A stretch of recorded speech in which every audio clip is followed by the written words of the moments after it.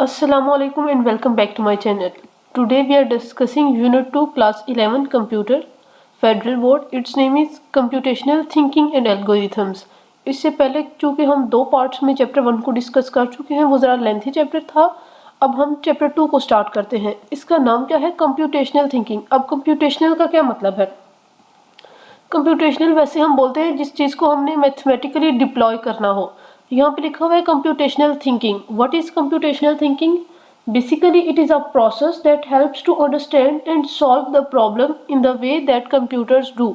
इंसान अपने प्रॉब्लम, जो भी उसका प्रॉब्लम हो, उसको समझे और सॉल्व इस तरह करे जिस तरह कंप्यूटर सॉल्व करता है। अब कंप्यूटर किस प्रिंसिपल पे काम करता है? कंप्यूटर जिस मॉडल पे काम करता है उसमें 3 स्टेप्स हैं। इनपुट, सबसे पहले वो इनपुट लेता है, फिर वो प्रोसेस करता है, और आउटपुट। ये 3 बेसिक स्टेप्स होते हैं जिन पे कंप्यूटर वर्क करता है। अब स्टेप्स कौन से हैं हमारे प्रॉब्लम को सॉल्व करने के लिए, जो हमें प्रॉब्लम फेस करने पड़ेंगे? वो है defining the problem, understanding and elaborating the problem. उसके सारे बेस्ट सोल्यूशंस जितने भी हैं वो आप फाइंड करें, फिर उनमें से कोई एक सोल्यूशन जो आपको अच्छा लगे या बेस्ट लगे, बेस्ट सोल्यूशन को आप चूज़ करें। अब हम बेस्ट सोल्यूशन कैसे चूज़ करेंगे? जिसमें टाइम सबसे कम लगे जिस प्रोसेस में, कॉस्ट उसकी सबसे ज़्यादा कम हो, एफिशिएंसी और स्पीड उसकी सबसे हाई हो, फिर हम उस को इम्प्लीमेंट करेंगे। अब हम चैप्टर स्टार्ट करते हैं। बेसिक इंट्रोडक्शन तो मैंने आपको दे दिया है। इंट्रोडक्शन में ये लिखा हुआ है कि कंप्यूटर सॉल्व और रियल वर्ल्ड प्रॉब्लम्स, जो मैंने आपको बताया। अब प्रॉब्लम क्या है? Problem is basically a challenge और situation for which a solution is required. और ये कंप्यूटेशनल थिंकिंग का भी मैंने ऊपर आपको बता दिया है, यहाँ से आपने इसकी डेफिनेशन देखनी है। और ये जो बात मैंने आपको बताई थी, इनपुट प्रोसेस आउटपुट मॉडल पे कंप्यूटर काम करता है। अब कंप्यूटर जो प्रॉब्लम को सॉल्व करता है उसके लिए जो टेक्निक्स या प्रॉपर्टीज़ अप्लाई की जाती हैं वो है abstraction, decomposition and pattern recognition. Abstraction अब क्या है? इसमें हम सिर्फ और सिर्फ मेन और जो रेलिवेंट बातें हैं उन पे सिर्फ और सिर्फ फोकस करते हैं। ऊपर अब आप देखें तो ये एक इतना बड़ा सामने प्रॉब्लम, आप समझे ये प्रॉब्लम है इतनी बड़ी, उसके अंदर से जो मेन पॉइंट्स हैं हम सिर्फ और सिर्फ उनको पिक करेंगे। हम इसको बोलेंगे जनरल ओवरव्यू। आप अपनी बुक पे ये साथ साथ छोटे छोटे पॉइंट्स लिख लिया करें, और हम बोलेंगे इसमें आपको किसी भी चीज़ की डेप्थ में नहीं जाना, सिर्फ आपने जनरली बात करनी है। फॉर एग्जांपल, आपको एक वेबसाइट बनाने का काम मिला है, इसमें आप देखेंगे कि उसका डिज़ाइन और फंक्शनैलिटी क्या होनी चाहिए। आप ये नहीं बोलेंगे इसमें कलर स्कीम क्या हो, इसमें हम क्या क्या करें। मेन काम क्या है? वो फंक्शन किस तरह करें, तो आपने उसकी फंक्शनैलिटी पे काम करना है। अब डिकम्पोजिशन क्या है? ऊपर आप देखें तो इस पैटर्न को तोड़ के वो अलग अलग 4 हिस्सों में कर रहा है। तो डिकम्पोजिशन का क्या मतलब हुआ? जितनी भी आपकी प्रॉब्लम है उसको अपने स्मॉल स्मॉल पार्ट्स में डिवाइड करना है, फिर हर पार्ट, हर सब प्रॉब्लम को इंडिविजुअली आप सॉल्व करेंगे। एग्जाम्पल में देखें वही डेवलपिंग अ मोबाइल ऐप। अब मोबाइल ऐप बनाने के लिए ये अच्छा खासा मुश्किल काम है, तो इसको हम अब पार्ट्स में डिवाइड करते हैं। अब वो पार्ट्स क्या हैं कि आप पहले यूज़र इंटरफेस बनाएं, कोडिंग अलग करें, फीचर्स उसके लॉगिन वगैरह सारा कुछ, फिर आप उनको कंपाइल करें तो आपकी ऐप बन जाएगी। पैटर्न रिकॉग्निशन में क्या है? आइडेंटिफाई द पैटर्न्स और ट्रेंड्स। पैटर्न रिकॉग्निशन बेसिकली ये आपको ग्राफ की फॉर्म में रिप्रेजेंट करना होता है कि सबसे ज़्यादा चैलेंजेस लोगों को क्या है, या सबसे ज़्यादा जो उन्होंने बेनिफिट्स आपको बताए हैं उनका डाटा ये आपको प्रोवाइड करता है। अब एल्गोरिथम क्या है? ये हमने पिछले चैप्टर में भी पढ़ा है। अगर आपने मेरी वो वीडियो नहीं देखी तो आप मेरे चैनल पे जाके देख सकते हैं। Algorithm step by step solution है किसी भी प्रॉब्लम का। कंप्यूटेशनल आर्टिफैक्ट्स हमारा मेन टॉपिक आ गया है। अब इसका क्या मतलब है? आर्टिफैक्ट्स किसको बोलते हैं? डिज़ाइन को, सॉफ्टवेयर को और डेवलपमेंट को हम आर्टिफैक्ट्स बोलते हैं। कंप्यूटेशनल आर्टिफैक्ट्स बेसिकली हम बोलते हैं कि ह्यूमन इंसानों ने जो चीज़ें बनाई हैं कंप्यूटर को यूज़ करके, कंप्यूटेशनल थिंकिंग के मेथड को अप्लाई करके जो चीज़ें बनाई हैं उनको हम बोलेंगे कंप्यूटेशनल आर्टिफैक्ट्स। इसकी एग्जांपल देखें, programs, website, video, simulations, database, animations etcetera, e commerce platforms, mobile applications. Computational artifacts in software development. अब ये क्या है? इसमें आप आर्टिफैक्ट्स को यूज़ करके अब it helps to describe the architecture, design, function of the software. अब इसकी एग्जांपल्स में ये क्या है, मीटिंग नोट्स आप इससे बना सकते हैं, diagrams, source code, software documentation and prototype. What is prototype? Prototype early sample of the model. आपने कोई भी मॉडल या कोई भी चीज़ बनानी है, उसका आप पहले सैंपल बनाएंगे, उसको देखने के लिए कि ये ऑडियंस को अच्छा लगता है, अट्रैक्टिव लगता है, तो उसके लिए जो आप पहला मॉडल प्रिपेयर करेंगे उसको हम बोलते हैं प्रोटोटाइप। अब कंप्यूटेशनल सॉल्यूशन जो है उसके 3 तरह के मेथड्स हैं। पहला है एल्गोरिथम, फिर फ्लो चार्ट और सूडो कोड। एल्गोरिथम और फ्लो चार्ट को हम पहले भी डिस्कस करके आ चुके हैं चैप्टर 1 में, यहाँ पे अगेन हम रिवाइज करेंगे। Algorithm is a step by step solution of a problem. आप सबसे पहले तो सोचेंगे प्रॉब्लम है क्या, फिर आप उसको माइंड में सोचेंगे इसका सोल्यूशन है क्या, फिर आप उसको अपने पेन कॉपी पे लिखेंगे स्टेप बाय स्टेप जो आपने इंस्ट्रक्शंस देनी है जिससे वो प्रॉब्लम सॉल्व हो जाए, उसको हम बोलेंगे एल्गोरिथम। इसकी कोई भी स्पेसिफिक लैंग्वेज नहीं होती, ये इंग्लिश में या जो भी आपकी लैंग्वेज है उसमें आप लिख सकते हैं। फॉर एग्जांपल एल्गोरिथम में 2 नंबर्स को आपने ऐड करना है। अभी आपके माइंड में आएगा कि हम 2 नंबर्स को किस तरह ऐड कर सकते हैं। अब ऑब्वियसली 2 नंबर्स को ऐड करने के लिए पहले आपके पास दोनों नंबर्स होने चाहिए, नंबर 1 एंड नंबर 2, और उनको फिर आपने प्लस या ऐड करना है तो आपको सम मिल जाएगा। इसके लिए आप लिखा क्या है, इनपुट 2 नंबर्स। 2 नंबर्स लेने हैं आपने, यूजर से आपने इनपुट लेना है। फर्स्ट को फॉर एग्जांपल आप num1 कह दें और दूसरे को num2 कह दें, फिर आप num1 एंड num2 को ऐड करें, यानी आप उनको प्लस करें। Store in the result in a variable, आप किसी एक वेरिएबल में, for example a is equal to मैंने 10 लिया है और b इज इक्वल टू मैंने 5 लिया है, और c में मैं इनको स्टोर करूंगी कि मेरा रिजल्ट क्या आता है। c इज इक्वल टू 15 आता है, मैंने c एक वेरिएबल में इनको स्टोर किया। अब मैं बोलूँगी कि प्रिंट c को प्रिंट करें, और c में तो इनका सम लिखा हुआ है, और आउटपुट द सम, आप सम को प्रिंट करें। फ्लो चार्ट क्या है, एल्गोरिथम को आपने पिक्चर की फॉर्म में, पिक्टोरियल फॉर्म में रिप्रेजेंट करना है, उसको हम बोलेंगे फ्लो चार्ट। फ्लो चार्ट से ज़रा आपको देखने में, समझने में आसानी हो जाती है। यही एल्गोरिथम है कि आपने 2 नंबर्स को ऐड करना है। अब आप किस तरह करेंगे, यहाँ पे तो इसकी पिक्चर गिवन ही नहीं है, आपकी बुक में, टेक्स्ट बुक में गिवन होगी, ये PDF में नहीं गिवन। आपने क्या करना है, पीछे हमने पढ़ा हुआ था चैप्टर 1 में फ्लो चार्ट के कुछ बेसिक एलिमेंट्स। ये ओवल शेप है, इसमें हम लिखेंगे स्टार्ट, कि हम अपना एल्गोरिथम स्टार्ट करने लगे हैं। फिर 2 पैरेललोग्राम हम लिखेंगे इनपुट के लिए, कि input num1 and input num2, इस तरह आप 2 लेंगे पैरेललोग्राम्स। इसमें आप num1 को लिखेंगे, इसमें num2 को। अब स्टोर करने के लिए, अगर आपने चैप्टर 1 को रिवाइज किया हुआ है, प्रोसेस करने के लिए हम रेक्टेंगल यूज़ करते हैं। रेक्टेंगल में प्रोसेसिंग होगी कि हमने num1 और num2 को ऐड करना है। आउटपुट के लिए फिर हम अगेन पैरेललोग्राम का यूज़ करते हैं। पैरेललोग्राम हम ड्रॉ करेंगे, इसमें आपकी आउटपुट आपको शो होगी, और अगेन आप ओवल ड्रॉ करके तो अपने एल्गोरिथम को, सॉरी फ्लो चार्ट को एंड करेंगे।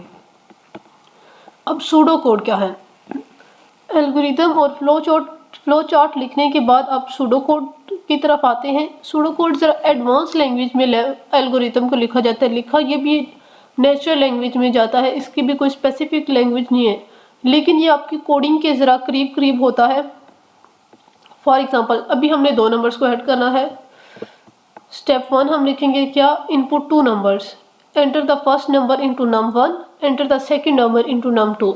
एल्गोरिथम में हमने डायरेक्ट लिखा था input 2 numbers as num1 and num2। इसमें ज़रा कोडिंग के लिहाज से थोड़ा सा मॉडिफाई करके लिखा है।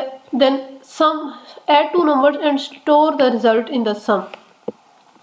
आपने सम 1, अब आपने आउटपुट के लिए क्या करना है, the sum of 2 numbers is sum. ये देखा एल्गोरिथम के बाद फ्लो चार्ट, फिर सूडो कोड। आप चाहें तो आप फ्लो चार्ट को स्किप करके डायरेक्ट एल्गोरिथम से फ्लो चार्ट सूडो कोड की तरफ भी जा सकते हैं।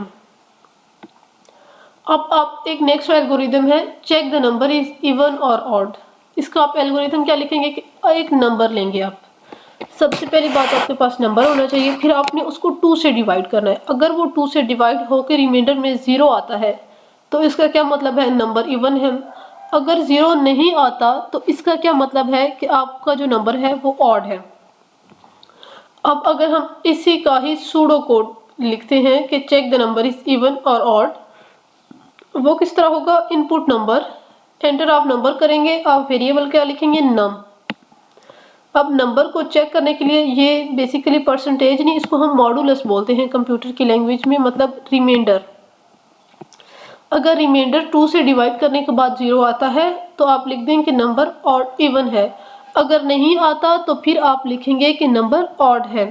अब इसी का फ्लो चार्ट इधर नहीं दिया हुआ, आपने अपनी बुक से देख लेना है, वो भी आसान ही है कि नंबर इवन और ऑड है या नहीं। एल्गोरिथम को अब हम डिज़ाइन किस तरह करते हैं, इसके जो स्टेप्स हैं वो यहाँ पे लिखे हुए हैं। सूडो कोड का जो गोल है वो क्या है, एल्गोरिथम की लॉजिक को हम क्लियर और आसान अल्फाज में लिखें ताकि जो प्रोग्रामर है उसको समझ आ सके। यही लिखा हुआ है कि सूडो कोड की भी कोई लैंग्वेज या कोई उसके रूल्स नहीं है, आपकी मर्जी, आप उसको जिस लैंग्वेज में जैसे लिखना चाहें। अब एल्गोरिथम डिज़ाइन में आके फ़ॉन्ट स्टाइल और साइज आता है, इसका क्या मतलब है, ये तो हमने ऊपर बात की है कि एल्गोरिथम सूडो कोड का कोई स्पेसिफिक रूल नहीं है लिखने का। फिर भी फ़ॉन्ट में क्या है, आप ऐसा फ़ॉन्ट चूज़ करें जिसमें पढ़ने वाले को आगे को आसानी हो, प्लेन टेक्स्ट हो, साइज़ उसका क्या हो, इजी टू रीड, 10 से 12 पॉइंट्स के दरमियान में हो, और स्टाइल अगर आप चाहते हैं कोई इम्पॉर्टेंट बात है तो उसको आप बोल्ड कर लें, अगर नहीं भी चाहते तो इसमें कोई मसला नहीं है। इंडेंटेशन का ख्याल रखना पड़ता है। इंडेंटेशन क्या होती है, ये स्पेसेस जो अभी फॉर एग्जांपल ये दी हुई है ना, आपके टेक्स्ट से पहले ये सारा एक ही लाइन में इस तरह लिखा हुआ है, इसको हम इंडेंटेशन बोलते हैं। और केस क्या है, केस सेंसिटिव सूडो कोड नहीं है। आप फॉर एग्जांपल कैपिटल एफ लिखें या स्मॉल एफ लिखें, बात मतलब एक ही होगा। और लाइन नंबर ऑप्शनल है, अगर आप डालना चाहते हैं लाइन नंबर 1 2 3 तो डाल लें, अगर नहीं डालना चाहते तो नहीं। अब कमेंट्स क्या होते हैं, ये आप बताना चाहते हैं कि यहाँ पे हमने क्या लॉजिक या क्या मेथड या क्या फॉर्मूला इस्तेमाल किया है। कमेंट्स जो होता है वो प्रोग्रामर प्रोग्रामिंग में नहीं लिखता, अगर लिखता है तो वो कोड कंपाइलर में कंपाइल नहीं करता, बाकी सारा कोड करता है। अब अगर आप ये डबल स्लैश लगा दें एक सिंगल लाइन कमेंट के लिए, इसका मतलब वो लाइन कोड कंपाइलर जो है वो कंपाइल नहीं करेगा, बाकी सारा करेगा। और अगर आपका मल्टी लाइन कमेंट है तो आप उसके लिए ये सिंबल यूज़ करेंगे। डेटा टाइप कीवर्ड्स, ये क्या है, some pseudo code styles use data type words like integer string to indicate the type of variable, however this is optional.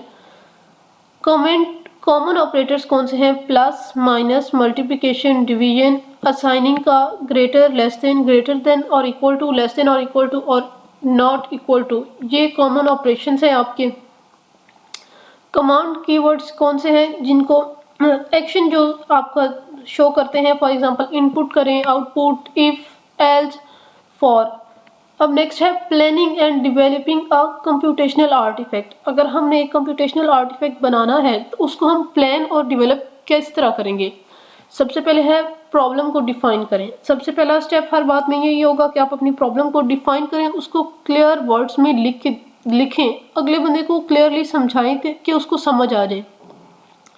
उसके बाद आपने इनपुट्स लिखने हैं। इनपुट्स में क्या होगा, information needed to solve the problem, ये आपके इनपुट होंगे। और आउटपुट क्या है, what the algorithm will produce as a result, इसको आपने क्लियर और कॉन्साइज टर्म्स में लिखना है ताकि बाद में कोई मसला ना हो। प्लान में क्या है, आउटलाइन द लॉजिक, सबसे पहला स्टेप। इसका क्या मतलब है, जो आपका प्रॉब्लम है उसको आपने छोटे छोटे पार्ट्स में या छोटे सब पार्ट्स में डिवाइड करना है ताकि उसको सॉल्व करने में प्रॉब्लम को आसानी हो। उसके बाद क्या है, चूज द डेटा स्ट्रक्चर।